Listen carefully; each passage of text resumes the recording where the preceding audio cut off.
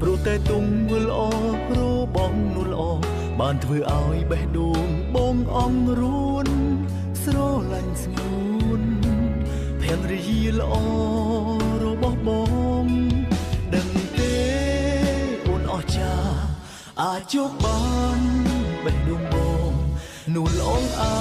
ចធ្វើឲ្យបងភ្លេចអ្នកចាស់អូនជាភរិយាល្អ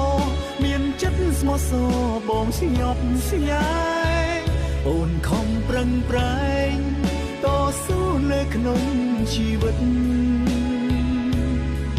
បងពិតជាមានមោទនភាពដែលមានសំណាងបានអូននៅចិត្តអរគុណណាស់អូមិត្តដែលព្រមរួមក្បែរបងពេលដែលបានជួបអូនដំបូងបងគ្មាន